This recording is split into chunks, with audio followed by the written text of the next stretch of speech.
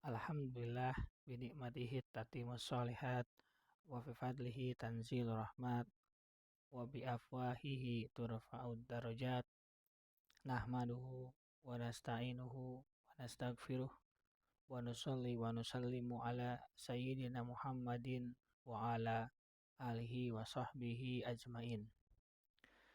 Halo teman-teman semua, selamat datang di channel Islamku. Semoga kalian semua dalam keadaan sehat, semangat, dan tetap istiqomah dalam belajar agama. Alhamdulillah, di kesempatan kali ini kita melanjutkan serial kajian singkat dari salah satu kitab hadis yang luar biasa manfaatnya, yaitu Umdatul Ahkam karya Imam Abdul Ghani Al-Maqdisi rahimahullah. Kitab ini berisi kumpulan hadis-hadis sahih dari Bukhari dan Muslim, khusus dalam bab-bab fikih. Kita belajar langsung dari sabda Nabi Muhammad SAW supaya kita bisa memahami syariat dari sumbernya yang murni dan terpercaya.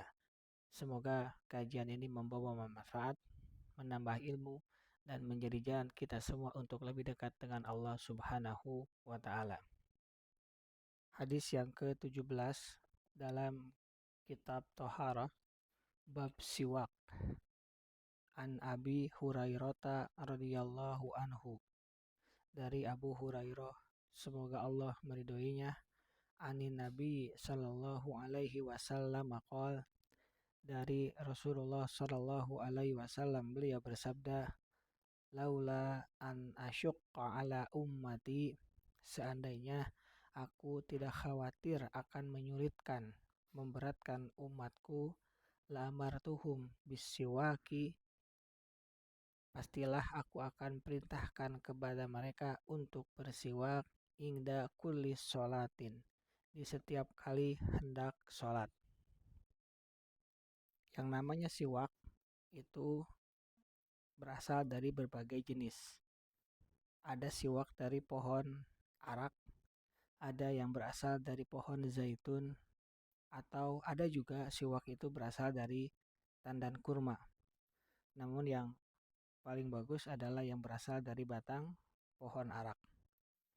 Siwak ini disunahkan di setiap waktu dan ditekankan ketika akan sholat, berwudu, berubahnya bau mulut, kosongnya lambung dari makanan, seperti ketika saum, misalnya ketika kita bangun tidur, diam dalam waktu lama, artinya nggak berbicara, masuk masjid, membaca Al-Quran, dan masuk rumah.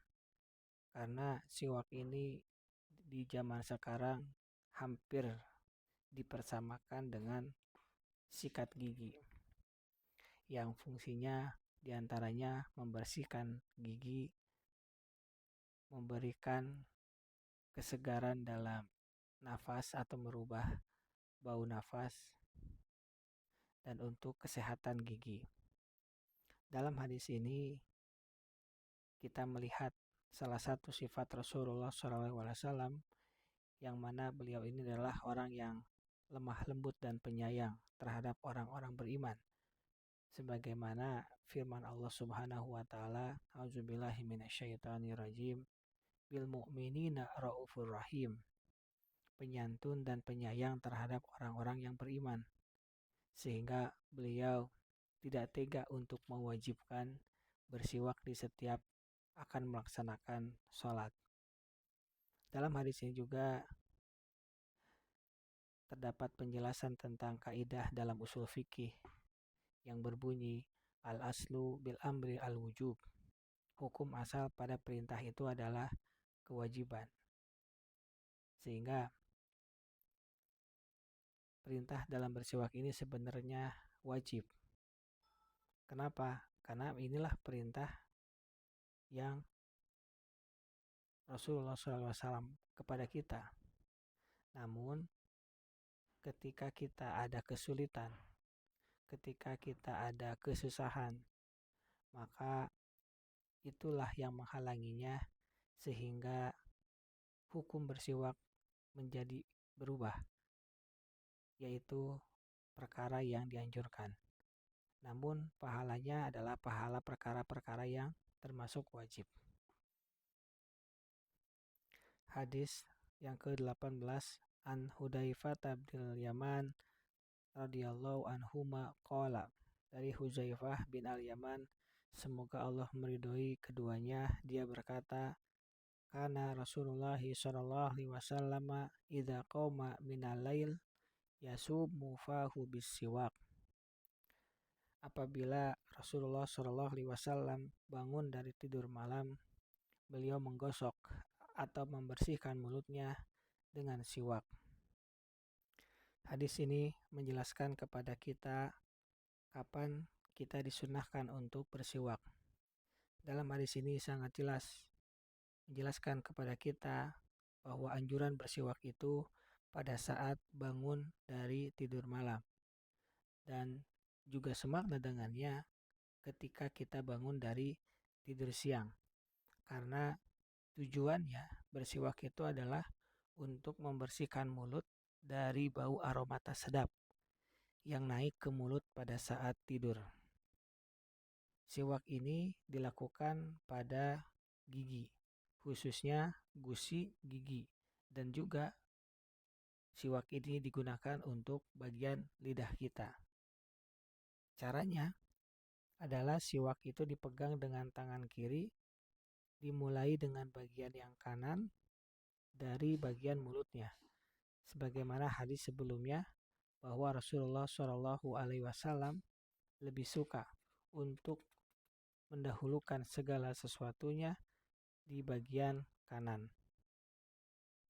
Hadis yang ke-19, An Aisyah radhiyallahu anha qalat, dari Aisyah semoga Allah meridhoinya, dia berkata, dakhala Abdurrahman bin Abi Bakrin As-Siddiqin radhiyallahu anhuma ala Rasulillah sallallahu alaihi wasallam.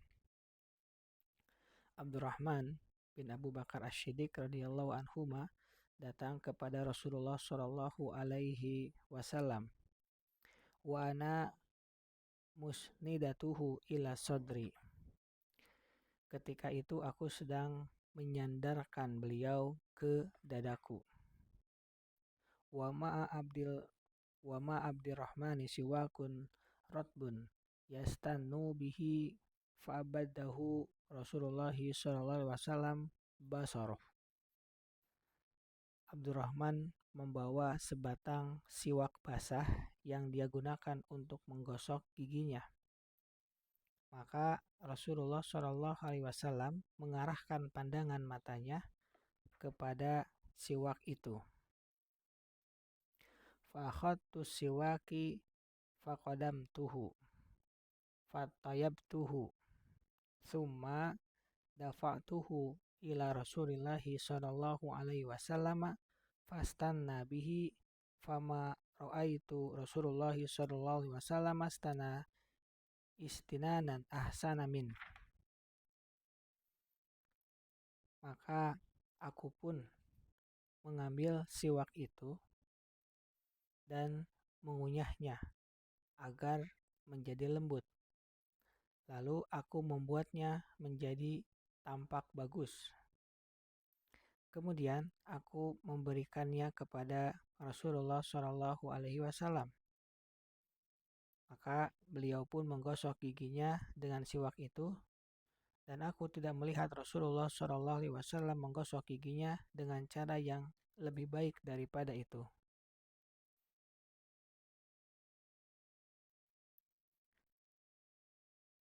Fama adaan faraga Rasulullah SAW rafa'a yadahu au isbahu summa qala fit tarafiqil a'la salasan summa qada. Ketika itu Rasulullah SAW selesai, beliau mengangkat tangannya atau jarinya, lalu beliau bersabda, Ar-Rafiq al-A'la, bersama pendamping tertinggi, 3 kali, lalu beliau wafat. Wa kana taqul mata baina ha kinati wa dha kinati. Wa fi lafdin fara'aituhu yanduru ilaihi wa araftu annahu yuhibbu siwak fakultu akhudu kalak fa asara bi ra'sihi an na'am. Hada lafdul Bukhari wa li Muslim nahwuhu. Aisyah radhiyallahu anha berkata, beliau meninggal dunia di antara kerongkonganku dan tulang selang kaku. Di dalam lafaz yang lain disebutkan, lalu aku melihatnya, mengarahkan pandangannya ke siwak itu hingga aku tahu bahwa beliau menginginkan siwak tersebut. Maka aku berkata, aku akan mengambilkannya untukmu. Beliau pun mengisyaratkan dengan kepalanya, ya, itu adalah lafaz Al-Bukhari rahimahullah, sedangkan lafaz milik Muslim rahimahullah hampir serupa dengannya. Di dalam hadis yang ke-19 ini terdapat dalil yang menunjukkan kita harus berlemah lembut kepada orang yang sakit, sebagaimana adab Aisyah radhiyallahu taala anha dalam melayani Rasulullah SAW. Sehingga kita melihat juga dalam hadis ini bahwa Rasulullah SAW itu sangat mencintai dan sangat menyukai siwak. Bahkan ketika beliau dalam keadaan yang sangat berat. Kita juga melihat betapa indahnya adab seorang istri kepada suaminya. Beliau mengerti apa yang diinginkan oleh suaminya. Bahkan beliau mengunyahkan siwaknya agar lembut sebelum diberikan kepada Rasulullah SAW. Dalam hadis ini juga kita melihat betapa gigihnya, betapa kuatnya Rasulullah SAW dalam melakukan ibadah. Sampai hanya dengan menggunakan isyarat saja beliau ingin melakukan ibadah, yaitu ibadah melakukan siwak.